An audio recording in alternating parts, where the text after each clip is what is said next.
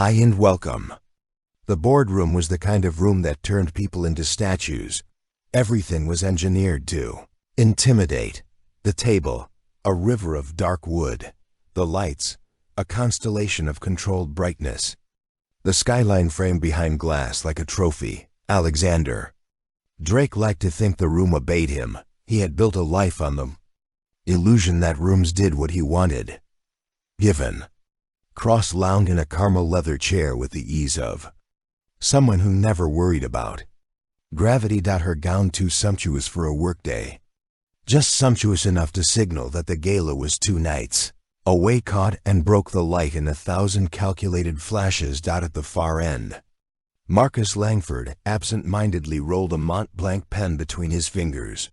The faint click, click, click, drilling into the silence. Numbers look clean. Marcus said, not looking at the numbers. If the Japanese merger lands, we'll have this quarter's headline. We will, Alexander said. He didn't add, we have to. The firm Drake and Langford was addicted to motion. Every deal had to be larger than the last. His father had called it the treadmill of respectability. His father had died before he could fall off. Given set her phone face down. Screen flashing with messages she would pretend not to see. Speaking of headlines, she said lightly, the guest list is begging for a little flair. Everyone will be watching. Everyone always watches. Marcus murmured. He was watching. Given. Watch, Alexander. A triangle made from polished steel. Given's smile lengthened. Polite as a blade. Have you decided about the novelty invite? You mean my ex-wife? Alexander said he didn't say her name, strafing veil. Marcus replied, voice flat. That one. Given tasked. Don't be unkind, Marcus. We must be inclusive. She reached for the crystal pitcher and poured herself water like it was champagne. Imagine. The Symmetry CEO welcomes his past back into the fold. Such maturity. Such magnanimity. Alexander's jaw flexed. He could feel the thought forming in their minds. The one they had already rehearsed in some private conversation. He hadn't been invited to invite her. Put her under the chandeliers. Let the room do the rest. Strafing is not. He stopped. Not what? Not yours to toy with? Not the woman I left. Not the woman I wanted to keep. And didn't know how. Marcus leaned forward. It's a good gesture. He said. Shows there's no bad blood. Media friendly. We could use media friendly. Given tapped her nail against the rim of her glass. A bright bell sound. Besides, she added, silky. What's the worst that could happen? She wears something sensible, keeps to the edges, smiles at the right people. She was always competent. Furthermore, she said competent, the way some people said plain. Alexander stared at the line of his pen against his pad. Perfectly aligned, the room's quiet pressure folded into a decision. Fine, he said, clapping the words shut like a briefcase. We'll invite her. Marcus's smile didn't reach his eyes. I'll have legal send the standard guest notice. I'll send it. Alexander said too quickly. The room shifted, amused. He felt heat climb his collar and hated it. It's my invitation. Given tilted her head. How gracious. When Marcus and Vivian left, Alexander sat very still. A blue notification glowed on his phone. Strafing. Veil, the name still in his contacts because he had never decided what to do with it. Hovered like a ghost. His thumbs hovered too. Strafing. He typed and paused. Feeling suddenly ridiculous. A man bracing himself before a skyscraper made of glass and memory. The firm is hosting its annual gala Saturday at the Grand Meridian. I'd like you to come as my guest. He reread the text. It sounded like a memo. He deleted as my guest and typed, I'm inviting you, and deleted that too. He erased the whole thing and started again a dozen times until the final version was a clean, surgical note that told the truth only by omission. We're hosting the annual gala Saturday. I'd like to extend an invitation, he pressed. Send and stared at the tiny delivered in the glass. His reflection looked like a man made of angles and good decisions. He wondered when he had started believing good decisions and kind ones were mutually exclusive. Across town, in a walk-up that smelled of coffee and old books, a phone buzzed on a kitchen table. Strafing Vale held it like a live wire. She read the message twice. Then, once more, she didn't reply, not yet. The kettle began to wail. She took it off the heat and watched steam spiral against the chipped white tiles, the same tiles she had scrubbed the night she left him, the same tile she had scrubbed the night she learned how to live alone. Strafing made tea in silence and let the cup warm her palms. On the bookshelf, a blue velvet box sat like a quiet dare. She didn't open it, not yet. The phone buzzed again, this time with a friend's message. You okay, Lay? Always felt tremors through walls. Strafing typed back. He invited me to the gala. A beat, and then are you going? Strafing glanced at the velvet box and at the corner of the room, where a stack of reports on literacy outcomes in the Barlow of Paris leaned. Still awaiting edits.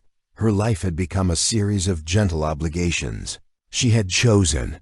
She had designed it that way. A garden after a storm, I don't know.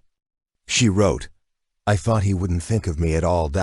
She set the phone face down and steadied her breath. Behind her ribs something old and sharp turned over. Not quite pain, not quite nostalgia. A cat winding its way from the dark toward a warm window. She didn't reply to Alexander.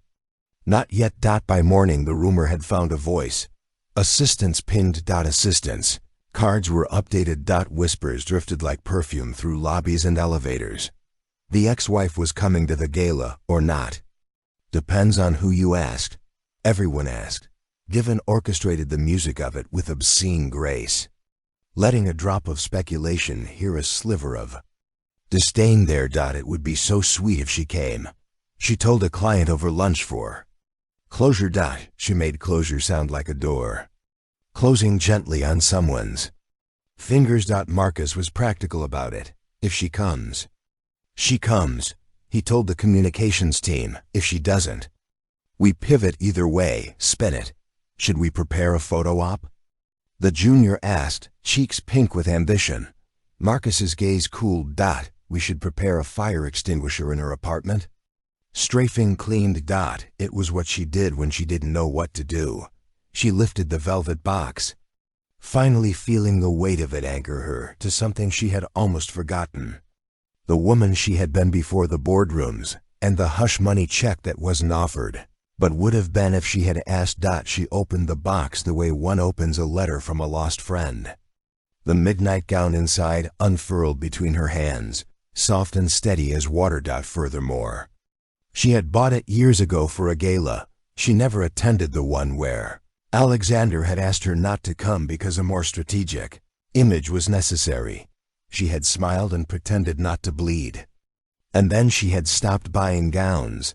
The dress lay across her bed, a landscape of nights she had survived. Strafing touched the scene, thinking about Paris. The apartment she had shared with 2 lawyers and a speech therapist, to cram of books and mismatched mugs. The hallway filled with flyers in 5 languages. The program had been ambitious and messy, championed by stubborn women and a few decent men. She had become good at collecting people across borders and stacking their skills like bricks, until a wall turned into a doorway. That had been the life she built after the life she left. She had never looked back at the skyscraper in the city center. She had never looked back at the man who lived at its highest point. She texted Lay, if I do go, it won't be for him. Lay called, then why go? Because they think they know who I am, Strafing said, surprised at how calm her voice was. Because I want them to know they're wrong. Wear the dress. Lay said warmly. Wear the better version of your life.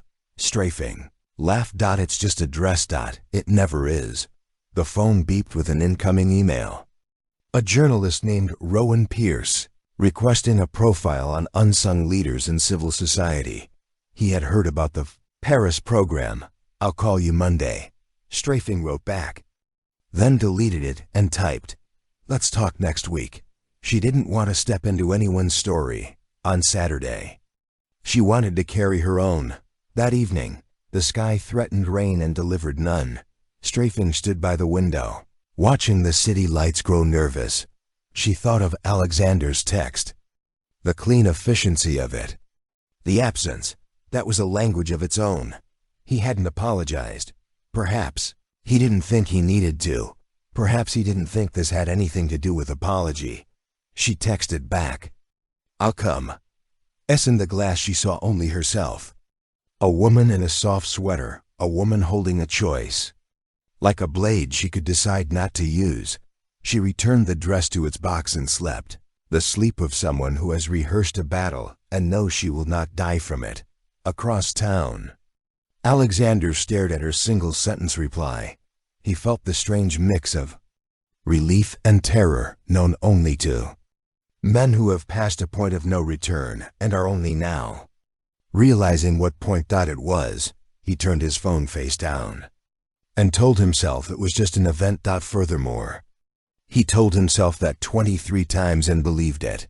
On the 24th, for the length of one breath, the Grand Meridian was a palace pretending to be a hotel. Chandeliers floated like constellations. Marble floors made the sound of polished certainty, and the air smelled the way money imagines. It smells lies and citrus. With a hint of entitlement, photographers grazed along the edges of the ballroom. Like patient sharks, Given stood at Alexander's side, dressed in a liquid gold sheath. "Smile," she whispered without moving her lips as flashbulbs bloomed. "This is our town. It's a city." Alexander said. "It's ours." Marcus materialized trim as a verdict. "Our Japanese delegation is on route. Try not to scare them with improvisations." Alexander's gaze slid to the entrance. He wasn't watching for anyone. He told himself he was merely surveying. The music shifted from strings to something that thought it was jazz. Conversations rose and fell like gulls. Then the doors opened. At first nothing happened. The light, however, changed tone as if someone had laid midnight across the threshold and asked the chandeliers to make an honest attempt. Strafing stepped through the doors with the deliberate calm of someone who refuses to perform, or the gown was midnight without apology. Her hair fell in dark waves, the kind that move only when they have something to say. She wore small earrings that caught the light like punctuation. Decisive and insufficiently impressed. A hush rolled across the room. The first honest sound of the night. Alexander's chest tightened in a way that felt adolescent and humiliating. He hadn't prepared for the simple fact of her beauty, because he had told himself that beauty was the least of it. He had forgotten how it announces itself. Given said. The syllable had 1,000 meanings. None were kind. She dressed up. Strafing did not pause to gather courage. Had brought enough. Her gaze traveled the room like a scan for exits and then found Alexander. She crossed to him without hurry, her presence bending the distance between them like heat. Marcus's smile hardened. Vivian's hand tightened on Alexander's forearm until pain flared. "Electric and cheap." "Alexander," Strafing said when she reached them. She didn't offer a hand. "Thank you for the invitation." Strafing, he managed, aware that his name in her mouth had once been a shelter and now sounded like an address. "You look." He stopped. The adjectives that arrived were wrong, different, well, devastating. He picked the only one that didn't embarrass him. "You look good." "Good is honest," she said softly. "I'll keep it." Given smiled with all her teeth. "Strafing veil," she said. Tone, sugared and salted. What a delight. "And that dress.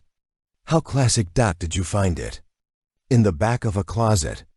"In a box," Strafing said with a small smile that admitted nothing. "Some things deserve A second chance to be seen properly, Marcos chuckled.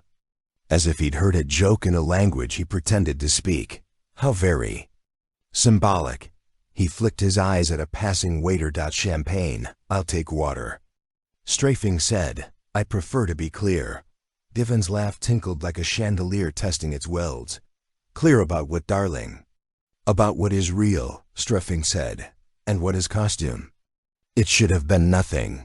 A small exchange among people who would forget the exact phrasing by dessert. But the nearest tables had gone quiet in a way that invited microphones, a journalist. Rowan Pierce hovered a few feet away, the strap of his camera. A black line across his shoulder, Miss Vale, Rowan said. Stepping forward with the hum of someone who recognized a scene that would become a rip. Rowan Pierce. Global Times. I've wanted to speak with you about the Paris Literacy Initiative. You were, if my sources are right, instrumental. Strafing turned to him. It was a collective effort. Collectives need centers. Rowan said gently. Ambassador L. Clerk speaks of you with gratitude. Henry Strafing's voice warmed with a genuine surprise that rearranged her face into something the room recognized as power that did not ask permission. He recovered. He said he was tired of speechwriting. Voice answered from near the entrance, lightly accented. Unmistakably pleased. Tired of speechwriting. Ambassador Henry L. Clear said, stepping into the light. But not of speeches that deserve to be heard. He crossed the ballroom like a man in his own home and took Strafing's hands, pressing them with an affection that ignored hierarchies. Masher. To see you here. Given's smile crisped at the edges. Marcus forgot to breathe for half a second. Alexander, absurdly, was relieved that the first man to touch Strafing in this room did so without poison. Ambassador L. Clerk turned to the gathered faces. You should know, he said. Not loudly but with the gravity of earnest praise, that this woman built bridges where our budgets built walls. In Paris, when politicians were tired and bureaucrats were bored. Strafing Vale convinced us that children in borrowed apartments deserve the dignity of books in their own languages. She did not perform charity. She organized justice. Silence again, but not the earlier shock.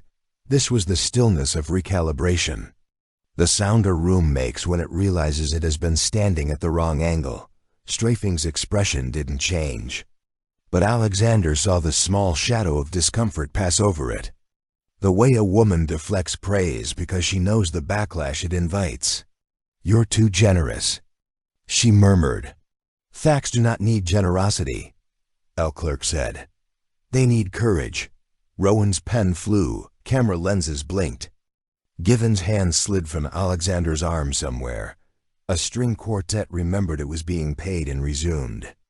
And the night, which had been designed like a parade, began to feel like a trial. By dawn, a shaky phone video of Strafing stepping through the doors had been edited by 100 strangers into a narrative.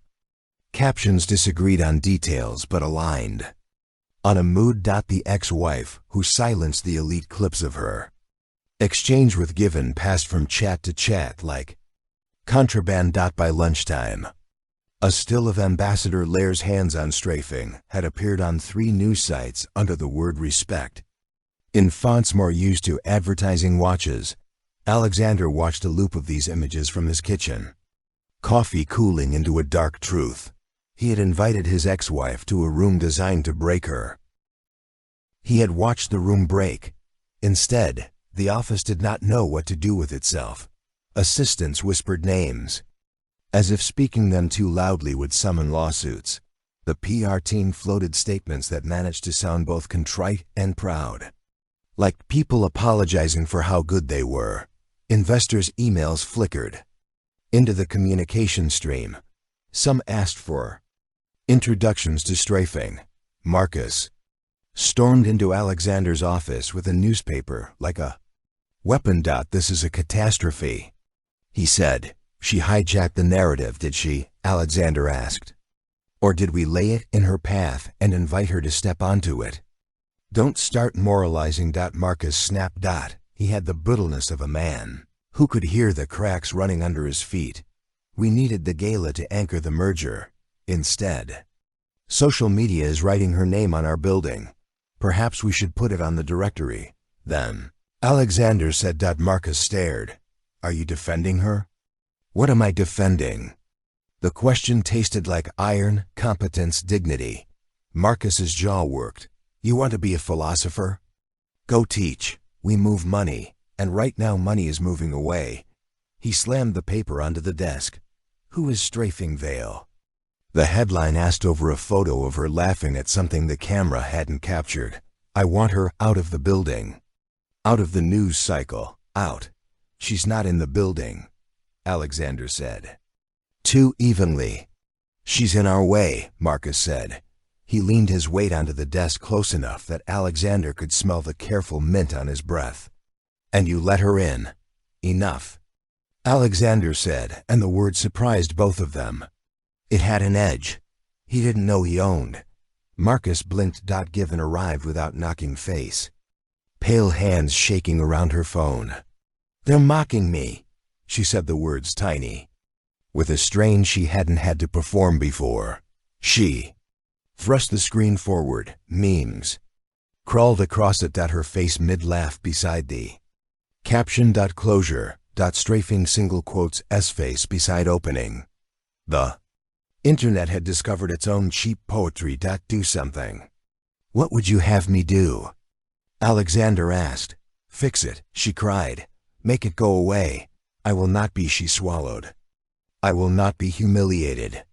Alexander, an expert in moving obstacles, saw the one he had never been able to move, the part of given that fed on humiliation, the way some people fed on sweets. A treat she could never get enough of if it came from someone else's plate. He saw also the mirror, the part of himself that had looked away because the view was good from his windows. Vaya, he said carefully, we created this. Her eyes flashed. She created this. No, Alexander said, surprising himself. Again. She responded. Silence. The moment pulled taut, and then snapped. Marcus threw up his hands. Fine. You won't protect the firm. I will. We'll meet tonight at the Imperial Orchid with the Japanese delegation. You'll explain that our distraction was unfortunate. After that we move for damage control. And he looked at given. Containment. Containment, Alexander repeated. You will choose the firm, Marcus said, as if offering a loan. You always do. When they left, Alexander let his head fall back. On the ceiling were circles of light, shaped like questions. He pictured Strafing's face when she had crossed the threshold. Steady, amused, merciless, not with him, but with pretense. It did not occur to him, not yet, to wonder if his own pretense was what she had measured. He picked up his phone, scrolled to her name and typed, You handled yourself with. He stopped. Deleted. Typed, I owe you. Deleted. He put the phone down.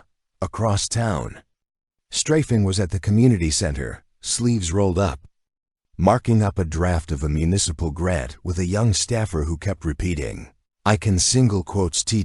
Believe the ambassador knows you. He knows the work. Strafing corrected gently. Her phone vibrated itself toward the edge of the table. Rowan Pierce's message blinked. Can we talk? The story is moving fast. She replied. Monday, you're a meme. The staffer said, eyes dancing. I'm a woman who needs this paragraph to be shorter. Strafing said. The staffer grinned and cut 3 lines. The internet devoured and applauded, and moved on to the next thing it could devour. Strafing refused to let it define the shape of her day. Still, when she passed a cafe window and saw herself on a television above the bar, she flinched. She wasn't a public person.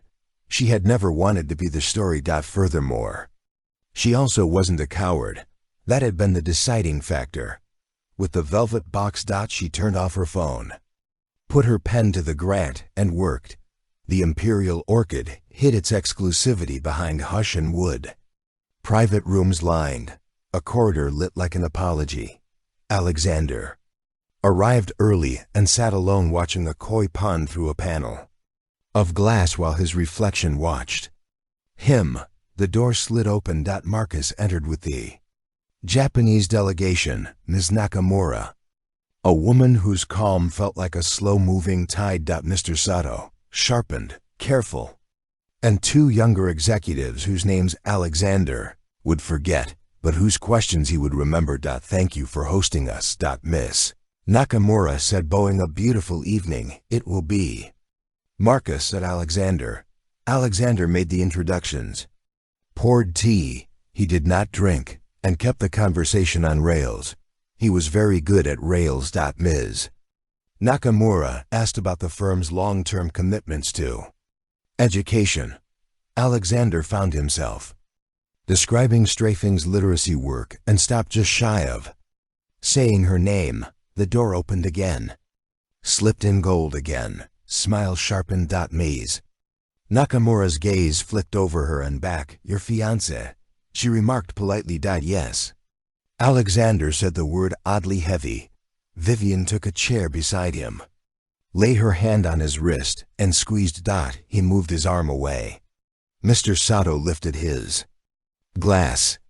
We saw a video today, he said, evenly. Very impressive. In our culture we honor those who blend humility with excellence.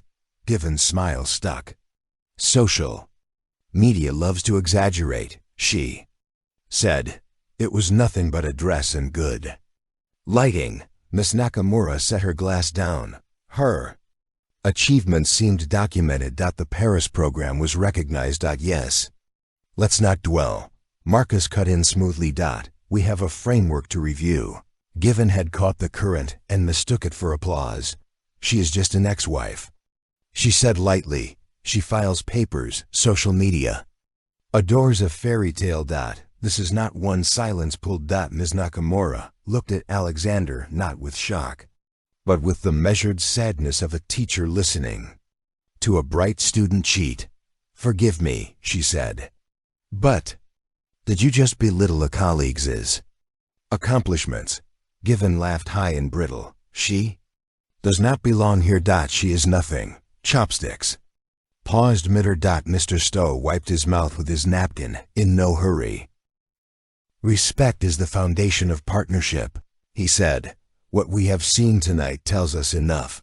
He stood bowing. Ms. Nakamura stood too, her face composed and closed. We will revisit when your house is in order. They left in a hush that sounded like judgment. Marcus went white. Given's breath came in shallow strips. This is her fault, she hissed. She is ruining. No, Alexander said, and the word filled the room. He stood slowly. This is you. This is me. This is what we made and pretended not to see. Don't you dare.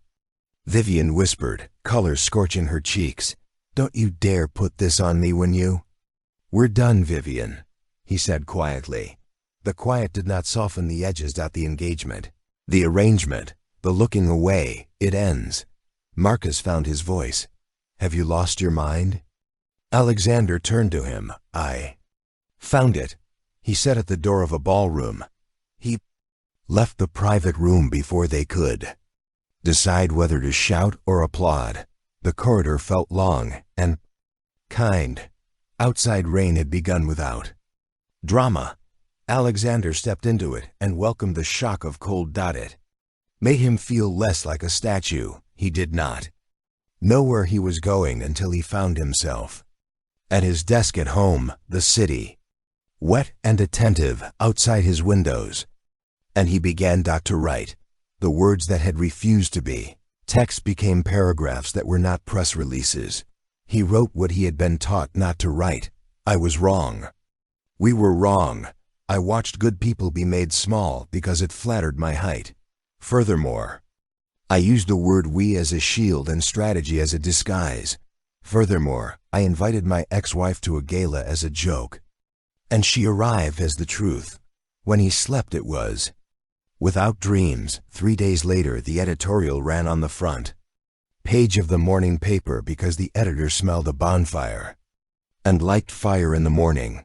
A necessary apology by Alexander Drake. It was not legal. It was not safe. It was not by any professional metric-wise. Furthermore, it was by the measure of something older than metrics necessary. Wrote of arrogance and the hunger for men to be seen as magnanimous. While never risking splinters throughout, he wrote of how easy it had been to let cruelty pass his banter when it was dressed in good suits. He wrote, "We invited a woman to be humiliated, and she humiliated our lies instead." He named no one but himself. He promised changes that would cost him, effective immediately. He wrote he was stepping back from day-to-day operations and installing an interim counsel to audit the firm's culture and commitments. He announced the formation of an independent foundation, seated with his own equity, to support literacy programs. And he named Strafing Vale as its first chair. The building across town shuddered. Marcus read the article as if it were an assassination. Note written with a fountain pen, "He's finished." He told a cluster of partners he's improvising with dynamite. They wrote emails to lawyers that used phrases like breach of fiduciary duty and sought comfort in Latin. Social media did what social media does. Praise and mockery in unequal currents. Activists clipped quotes and posted them over pictures of classrooms. 2. Former assistants posted about a joke that had made them cry in a bathroom 3 years ago. The comments were ugly and beautiful and human. Strafing read the piece in a cafe with her sister Mara, who had flown in from Chicago. The moment the first clip had broken, Mira watched her face. "Is it enough?" she asked. Strafing ran her finger over a coffee ring. "It is more than I expected," she admitted. "It is less than what's needed." "That's probably the definition of repentance," Mira said. "It starts at less." Strafing's phone chimed, a message from Alexander. "Will you meet me somewhere without chandeliers?" She didn't answer. Not yet. She walked the long way home and stopped, as she often did, at the book fair in the Cathedral Square.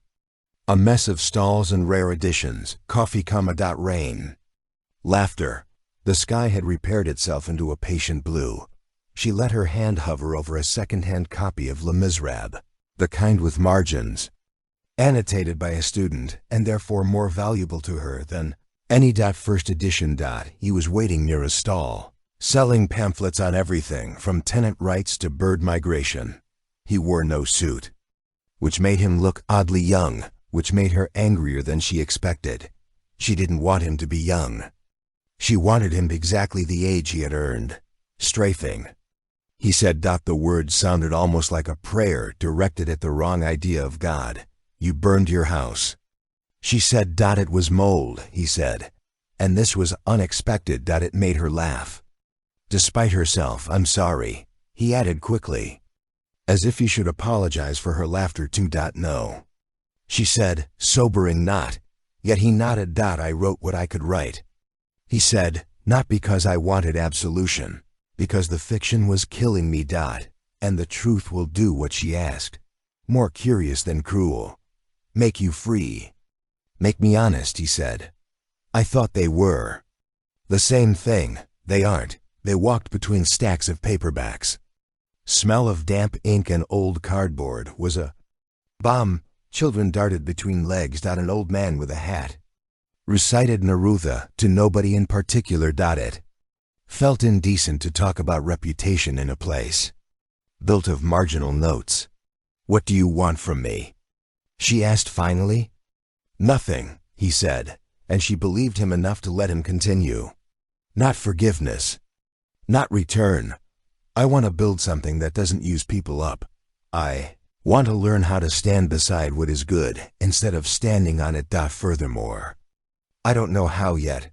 I thought he spread his hands. "Perhaps you do." She stared at him, at his expensive humility, and at the visible scars of a man who had cut himself lifting a mirror. "If I say yes, it will not be for you," she said.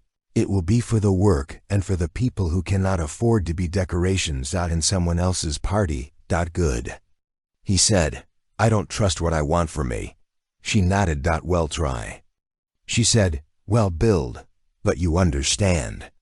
Alexander, whatever this is, it is not a story about romance, understood, he said, with a gratitude too naked to be manipulative, behind them. A boy asked his mother for $2 for a stapled Zen about pigeons. She paid. Strafing smiled at the ordinariness of it, at the way revolutions, when they stick, always become proof that ordinary things are worth keeping. The firm did not plan to go quietly. The partners convened in a boardroom.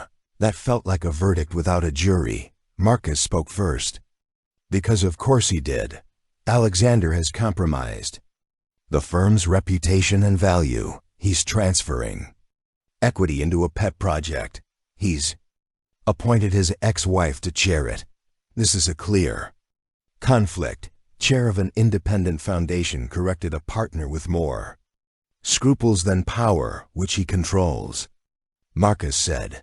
The general counsel looked like he wished he were anywhere else. Control is nuanced. Nothing at Drake and Langford had ever been nuanced unless it favored Drake and Langford. They voted to remove Alexander as managing partner, a redundancy, given his step back, but satisfying to men who needed paperwork to prove the world obeyed them. Marcus sent a letter to the press that managed to read like a scolding parent. A leak suggested improperly between Alexander and Strafing. Because when men lose the narrative, they go for the oldest weapon. The foundation's inbox flooded with acidic questions. Rowan. Pierce called Strafing and asked carefully, do you want to go on record about what she said? The idea that women can only enter a room if there's somebody's past or prize. She sighed. Rowan. Write about the library we opened last month in a laundromat. Write about the two girls who are reading to their little brothers while their mother works the night shift. I will, he said, but the machine wants a different story. Then break it, she said. Alexander moved through it all with a calm that people mistook for strategy. In truth, he was tired in his bones. He read the board's letter. He filed his resignation formalities. Furthermore, he transferred equity into the foundation anyway and created a trust for junior staff whose names had never been on press releases. Furthermore, he had a vision of employees walking into their apartments without the dread he had carried into his penthouse. It felt like penance. It felt like something like justice. Marcus wasn't finished. He called a meeting in the same boardroom where the invitation had been hatched. We need to talk about Strafing Vale, he said. Her influence is destabilizing. She has compromised Alexander. She was compromised by him, someone muttered, breaking the firm's custom of quiet misogyny. Marcus ignored it, flipped to a slide and displayed emails, snippets of correspondence from years prior between Strafing and staffers inside the firm about a charitable project Alexander had proposed to sponsor and then abandoned when it threatened to anger a donor. It was nothing scandalous. It looked like a woman doing free labor to make rich. Men look benevolent, but Marcus made the timeline a story of manipulation. She embedded herself. He said, she is not clean. The door opened. Alexander stepped in uninvited, very calm. Marcus, he said, if you're going to smear someone, you should pick better ink. He placed a thin file on the table. You've been siphoning finder's fees to a shelf for 3 years. I didn't know because I didn't look. I didn't look because you were making me rich. A murmur ran like electricity. Marcus's face went a color usually reserved for coral reefs. You can deny it, Alexander said. And this will go to an investigator who will enjoy the day, or you can end this quietly. Return what you stole and sit down somewhere that isn't a boardroom for a very long time. Marcus laughed. It sounded like aluminum. You can't. I can, Alexander said. And I will. If the firm survives, it will be because the people who built it below you deserve to keep it, not because you do. Marcus looked at the general counsel, adjusted his tie, and stared at a stain in the carpet. He had found something to admire there. Vivian texted Marcus. After the meeting, "You should have gone for her throat." He did not reply. He was busy speaking to a man who wore a badge and loved subpoenas. That night Alexander walked past the Grand Meridian purely to test his immunity. The doorman nodded. A woman in a cobalt dress laughed in a way that healed nothing but hurt less. He did not go in. He went to the cathedral square. Strafing sat on the low wall with a paper cup of tea, and her back to the city's most expensive street. He sat beside her, leaving the distance calculations to her. They tried. She said they always do. He said they watched a girl teach her grandmother how to use a smartphone. They watched the old man in the hat pack his poems into a bag that had seen more winters than the rest of them. "I don't know how to make this right," Alexander said. "You can't," Strafing replied. "Making it right would mean none of it happened. That's not on offer. All you can do is tell the truth and keep paying the bill." "I can do that," he said. "Then do?" She said, "Start tomorrow and the day after that." "It's not a speech, it's a habit." He nodded. "You'll lead the foundation. I'll lead the work." She said, "You will make the phone calls I don't want to make. We will not confuse those jobs." He smiled. "Yes, Chairvale, don't?" She said dryly, but he heard the warmth she was not in the mood to deny. The foundation rented 2 floors above a grocery store in a neighborhood whose graffitied alleys had better stories than most. Annual reports. Strafing refused polished steel. She wanted wood tables, second-hand chairs, and a wall long enough to map. Every program like a constellation that obeyed none of the old physics. They called it the Vale Collective. At the insistence of a board member who argued that naming it after Strafing would force donors to admit what they were asking her to carry. She argued back and lost on purpose, because sometimes the fight isn't worth the bruise. Alexander arrived early the first morning and carried in boxes like a penitent. "There's coffee," he said, in mugs. "We'll need more tables," Strafing said, glancing at the crowd of volunteers and staffers who were already building a library out of broken bookcases and a better printer. "And someone who loves spreadsheets more than I do." On it, he said he meant it. He spent the day ordering supplies and the evening on the phone with city officials who had read his op-ed and decided to dislike him more but respect him differently. They didn't move fast because they refused to mistake speed for virtue. Still, momentum found them a laundromat library in the South Quarter, a grants program that paid community translators a living wage, a mobile reading room that parked outside, soccer fields on Saturdays. The ambassador visited with a check and a rumor about a pilot program in Marseille. Rowan Pierce wrote a piece with the headline, "After the Fall, a Foundation," and filled it with interviews from women who did the evening shift. After the evening shift, and then came the smear. A tabloid with a name that sounded like cough syrup ran a story about cozy arrangements between Alexander Drake and the chair of his foundation. They printed a photograph of them sitting 3 feet apart. On the cathedral wall, the caption dripping with implication. The old picture of Strafing at the gala next to Given's mean-lashed face made a return. The internet? Again, donors called with nervous jokes. "Of course we support the work," one said, "but can you assure us that governance is proper?" Did you ask the firm that when it was run like a fraternity? Strafing asked. Cordially, bored. The donor cleared his throat and decided to make his check smaller. Alexander read the headline and felt his blood thud in his ears. He wanted to burn something in front of a courthouse. He settled for writing a plain, specific statement about governance structures and the board's independence, and then he shut up because he was learning. Strafing did not shut up. She went on radio and television and then to a town hall and a school gym and told the same story, 3 times in 3 registers. "I was married to a man who lived in glass towers. I chose to leave. Furthermore, I chose to work. He is choosing now, and I'm holding him to those choices. If you want gossip, find a different theater. If you want a place where your neighbor's child can borrow a book in her mother's language, donate to your local library. If you want to help, U.S. You will not ask me to perform contrition for being in a photograph with someone I am not sleeping with. The clip did number privately. She and Alexander argued about messaging money. He wanted to prove he wasn't steering. She wanted him to steer when the road narrowed. They learned the rhythm of each other's competence, the way dancers learn a partner's balance. Sometimes they stepped on each other's feet.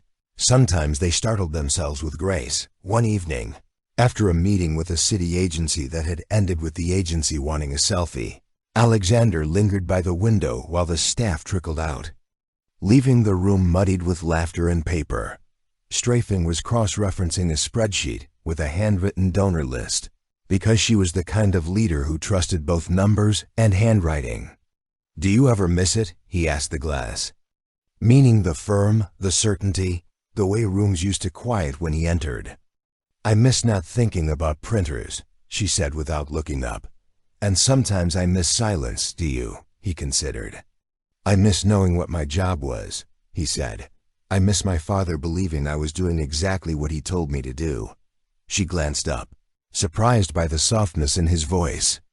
"And now, I tell him things he didn't live long enough to understand," Alexander said. "And I try not to lie," she smiled. "He would have liked that," she said, though she had never met the man. They stayed late because that is how you build anything worth keeping. When they finally left, the street was empty of everything but the sound of their shoes and a cat that belonged to nobody, and everyone at the corner. They paused. "Good night, Alexander," Strafing said. "Good night, Strafing," he answered, and the names were not prayers anymore. They were simply ways to tell two people apart under a street lamp. Given's last act came dressed as concern.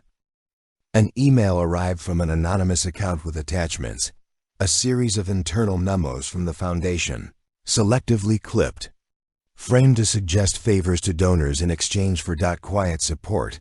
It was a neat fiction built from true pieces. A reflection that could pass a hallway glance. Rowan called Strafing before she saw it. "You're about to have a bad afternoon," he said. "Do you want to respond on the record?" "Always," she said. "But first I need to read what I apparently wrote, with the board's consent." The foundation posted the full memos within hours, with context, signatures, and stamps. They explained how grant-making works when you invite communities to steer the money. They explained a phrase "trusted partner" that had been treated like a crime by people who have never trusted anyone but themselves.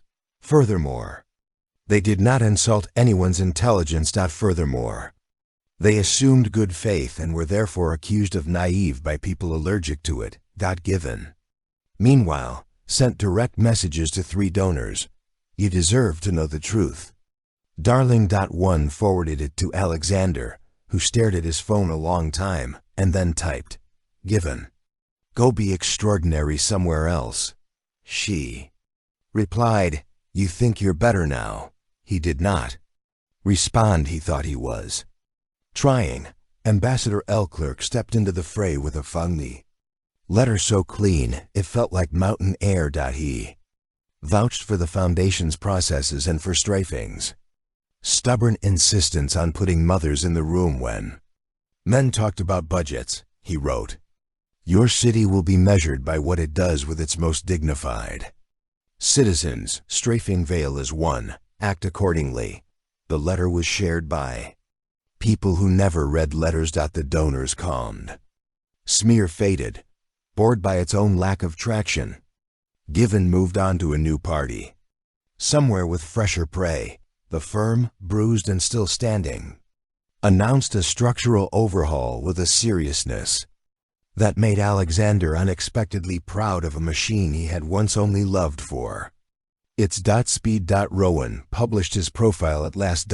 He called it "The Woman Who Declined the Crown," and filled it with the details most profiles overlook: the chipped coffee cup, the midnight blue hem caught on a stair the way Strafing writes names slower than numbers.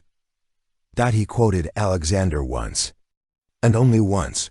"She taught me that apology is a verb you conjugate in public, on a damp spring evening."